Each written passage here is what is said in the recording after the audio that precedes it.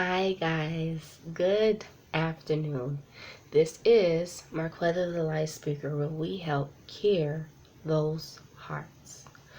On today we are talking about, do you know who God is? Who is God to you? Okay, so a lot of people don't believe in God. Most of us, right? Some people believe in God, but they're just wondering, where is he? When is he going to come? So, I want you to take a moment and I want you to think about, where is God in your life? Who is God to you? Now, for me, I feel like God is my Father. He is somebody that I go to when I need help. And sometimes that's the only time we go to God, or that's the only time we go to people, is when we need help. And so it depends on how you look at the situation. I'm looking at it as this. When my father died right in front of me in these very apartments, it was so difficult.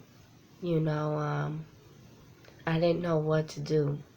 Then my unit got changed. And then last year, something had happened with my kids getting taken away. And they came back to me, everything was closed down.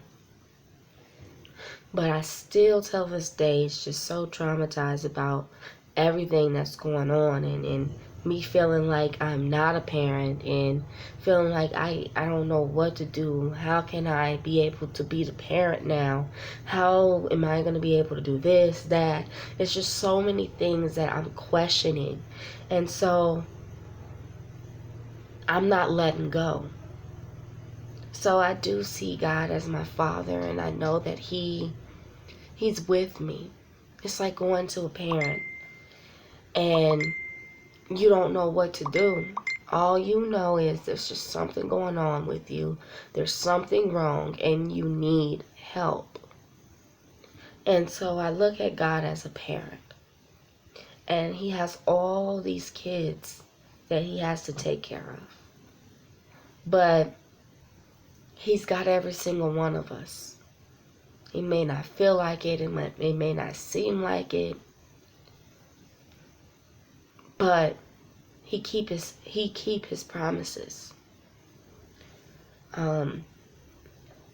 It's important for me, especially since last year I was in the hospital and stuff, so it's really important for me to take care of my mental health. So whatever I'm doing, I just have to make sure it doesn't affect my mental health to where I'm back in the hospitals again. My main goal is just to make sure I take care of my mental health. And it's kind of hard, especially when you are feeling like you're not good enough. You're not a good enough parent. You're not.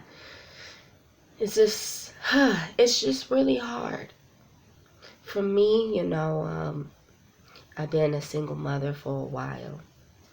And sometimes it could be frustrating trying to discipline the kids. And you end up screaming and yelling and hollering. And you realize that's not helping. And so you're trying to come up with different techniques to outgrow the yelling, outgrow the screaming, to outgrow that as a parent, and I didn't come from a single parent home.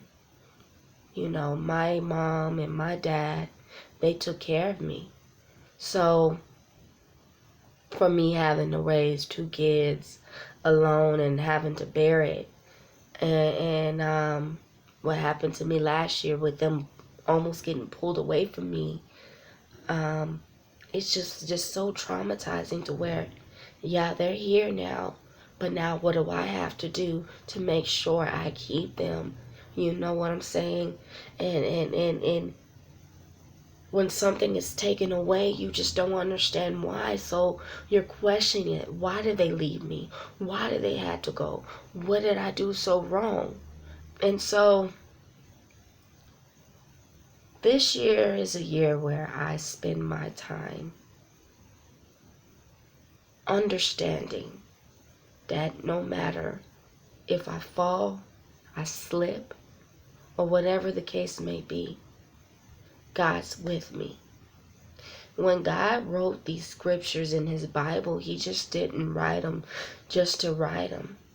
When someone is writing, they're not just writing just to write. When someone's talking, they're not just talking just to talk. The main thing is to know that God has our backs. And when he says he'll never leave us nor forsake us, he meant that. Meaning, even if you're rolling through the tough time and you're wondering when is he coming, he's still there. It's challenging for me to get up on here and speak. It's challenging for me now to get up and write. But I challenge myself. Take my nap, but when I'm up, I gotta get writing. I gotta get reading. I gotta get on my blog. I gotta get on my YouTube channel. Because that's the main goal.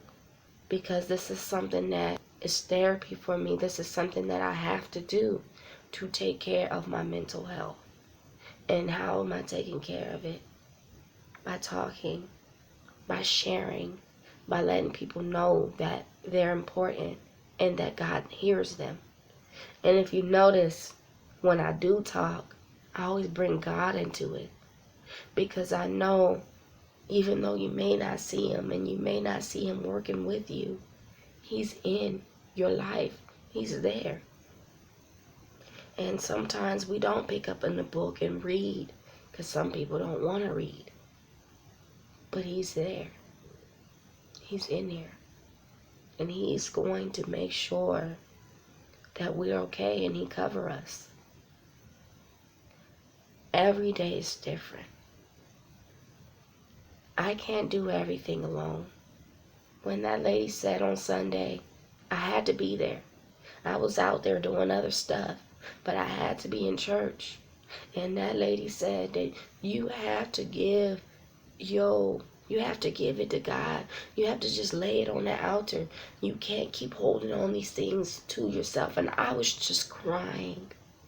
Tears were just flowing down my eyes because I was hearing this lady. She kept talking about court.